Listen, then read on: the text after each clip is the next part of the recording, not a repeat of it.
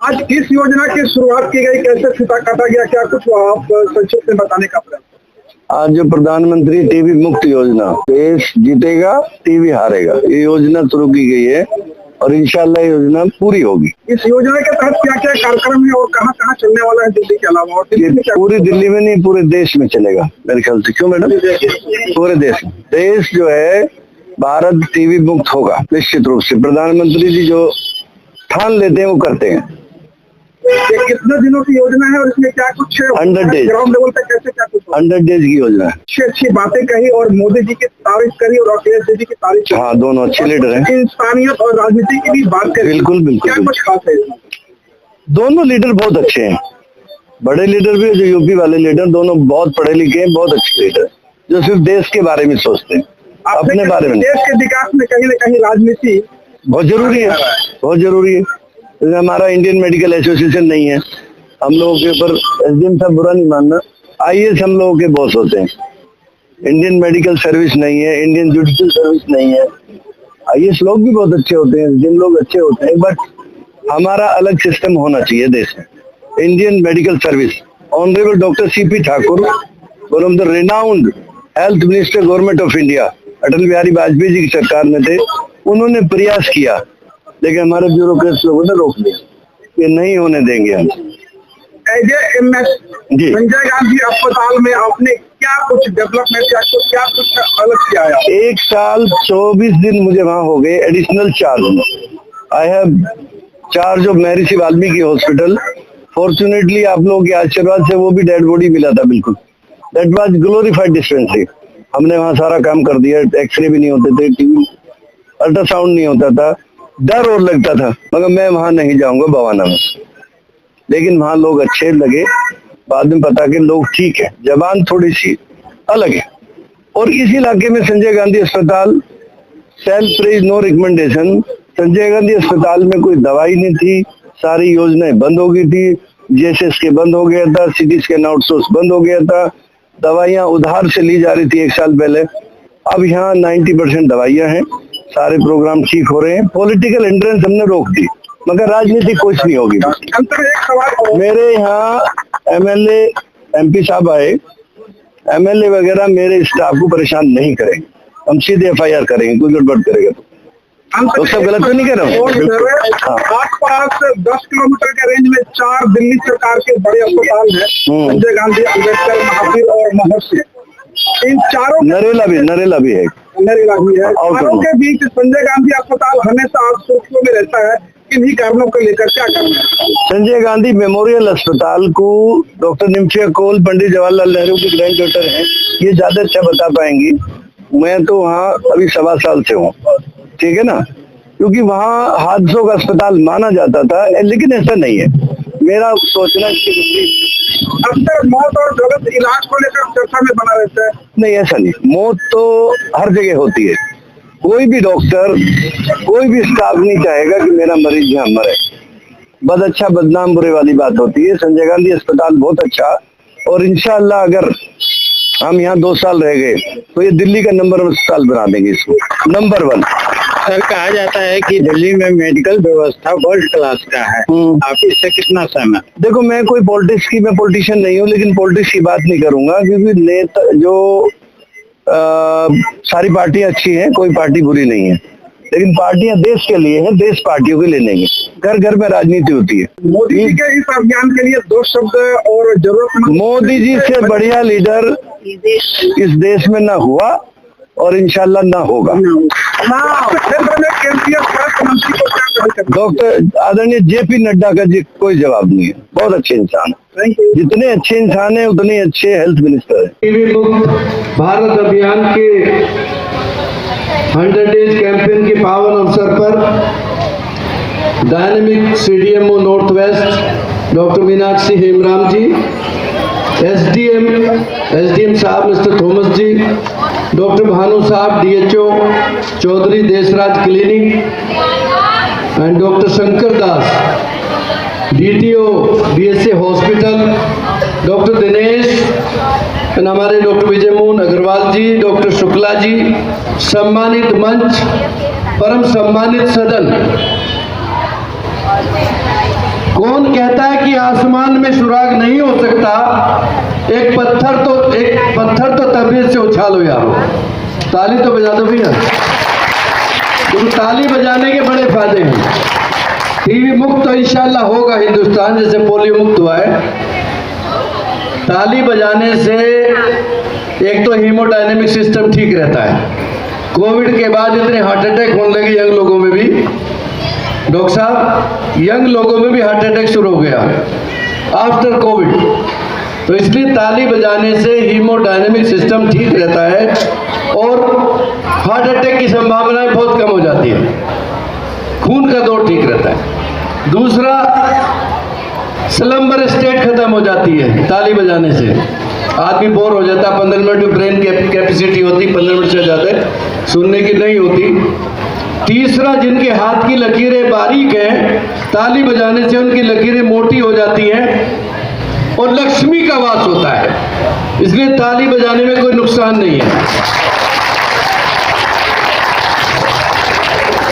साथियों, प्रधानमंत्री टीवी मुक्त अभियान के तहत आज शुरू किए गए जो 100 डेज कैंपेन की आज सबको बहुत बहुत शुभकामनाएं। जैसा कि आप सबको पता है कि हमारे देश के यशस्वी प्रधानमंत्री, जिन्होंने पूरी दुनिया में हिंदुस्तान का नाम जना दिया, भारत को कोई नहीं जानता था।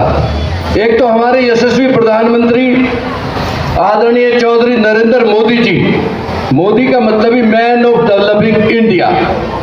एक उत्तर प्रदेश के यंग डायनेमिक लीडर है चौधरी अखिलेश यादव जी, वो स्टेट लेवल पर टीबी के बारे में और इनके लेप्रोसी के पेशेंट के बीच जाते हैं। दो लीडर इतने चिंतित रहते हैं, मैं उन सबको बहुत बहुत धन्यवाद करता हूँ। उस अथक प्रयास से आज टीवी प्रोग्राम उच्चतम शिखर को छू रहा है। WHO भी भारत की प्रशंसा कर रहा है। जिस तरह से हमने कोविड कंट्रोल किया, उसी तरह से इस कड़ी में आज 100 डेज कैंपेन की शुरुआत की जा रही है, जो 24 मार्च तक वर्ल्ड टीवी डे होता है ना, 24 मार्च तक चलेगी। हमारे देश में कुपोषण के मरीज, पुराने टीवी के मरीज, डायबिटीज, नशे के शिकार एंड अनफॉर्चुनेटली मंगोलपुरी सुल्तानपुर के इलाके में अब थोड़ा कम हो गया, खूब लोग नशाखोरी का बड़ा होता वहाँ, नशे के शिकार लोग, स्लम एरिया, कंस्ट्रक्शन साइट, 60 वर्ष से अधिक लोग, जहाँ इम्यूनिटी बहुत कम हो जाती है। तो चेस्ट क्लिनिक बहुत अच्छा काम कर रही, बाबा साहब अम्बेडकर, संजय गांधी मेमोरियल हॉस्पिटल और चौधरी देशराज अस्पताल पूरी मेहनत और लगन के साथ इस मिशन का शुभारंभ कर रहे हैं इंशाअल्लाह। इसके लिए तीनों चेस्ट क्लिनिक की पूरी टीम को बहुत बहुत शुभकामनाएं, बहुत बहुत बधाई। जैसा कि आप सबको पता है कि टीबी एक खतरनाक बीमारी है। गांव में पहले कच्चा दूध पी जाते थे लोग, भैंस का दूध मतलब निकाला और उसे पी गए, उसमें टीबी के डॉक्टर बैक्टीरिया होते थे ना। दूध हमेशा उबाल के पीना चाहिए, क्योंकि वो गाय के भैंस के बच्चे का दूध होता है और इंसान उसे पी जाता है। माइकोबैक्टीरियम ट्यूबरकुलोसिस शायद उसमें पाए जाते थे। और 2014 से पहले हर मिनट एक मौत होती थी, दादा देश को भारी नुकसान होता था, आर्थिक नुकसान। हमारे देश के यशस्वी प्रधानमंत्री जी ने लक्ष्य लिया कि अब सब मिलकर पब्लिक प्राइवेट 2025-26 तक भारत को टीवी मुक्त कर देंगे, और मेरे ख्याल से पूरा विश्वास है ऐसा होगा। जो भी इसमें RNTCP को रिवाइज करके NTP किया गया है, हर टीवी मरीज बिना इलाज के प्रतिवर्ष 10 से 15 टीवी मरीज बनाता था। अभी भी अस्पताल में आते हुए टीवी है तो भेज दो फटाफट, LRS टीवी इंस्टीट्यूट। एक कौन सा है अस्पताल उधर, RBTV, काफी उसकी हालत खराब है। तो 12 महीने से पूरे इलाज की व्यवस्था की गई है। इन सभी चीजों को देखते हुए सरकार ने जो 1000 रुपये प्रति माह पूरे कोर्स देने की व्यवस्था की है। प्रधानमंत्री टीवी मुक्त अभियान के तहत प्रत्येक मरीज को पोषण के लिए फूड बास्केट की निःशुल्क व्यवस्था की गई है। 6 टीबी चैंपियंस, आशा मित्र वर्कर, ये सभी मिलकर माननीय प्रधानमंत्री जी के लिए तो हमें दुआ करनी चाहिए कि 2047 तक वही प्रधानमंत्री रहें। उसके बाद चाहे अखिलेश यादव जी बन जाए, कोई बात नहीं, बट बहुत बढ़िया प्रधानमंत्री देश को मिले। माननीय प्रधानमंत्री जी के उपरोक्त कदमों से आज इस कड़ी की शुरुआत की गई है। 100 डेज कैंपेन से मुझे पूरा भरोसा है कि आज में भारत 2025 तक टीबी मुक्त हो जाएगा। और पुनः सबको 100 डेज कैंपेन के लिए बहुत बहुत बधाई, बहुत बहुत शुभकामनाएं। जैसा कि आपको पता होगा कि हमारा देश multi caste, multi religious country है। मैं जापान गया था, अमेरिका भी हमें 1 महीना घूमे, उधर भी ना अमेरिकन नॉन अमेरिकन का है। यहाँ जब जाति धर्मों के झगड़ों ने देश को जकड़ रखा। आज भी लोग भूत वो करने के लिए डॉक्टर विजय क्या करते हैं, वो झड़वाने के लिए बोलते हैं उसे ना, तो ये मतलब झाड़ू फूस लगा दो, ये ठीक हो जाएगा। तो इग्नोरेंस इज ब्रूटिस, अज्ञानता पशुता है। Country should be techno friendly, मेरा मानना ये है। तो मैं इस अवसर पर आपको बहुत बहुत शुभकामनाएं देते हुए एक बात और अलग से कहना चाहूँगा कि हिंदू धर्म से नफरत ये कुरान नहीं कहता, भारत की मस्जिदें तोड़ो वे श्री राम नहीं कहते। रोटी का कोई धर्म नहीं, पानी का कोई जात नहीं, बात जहाँ इंसानियत की होती है वहाँ मजहब का कोई स्थान नहीं होता।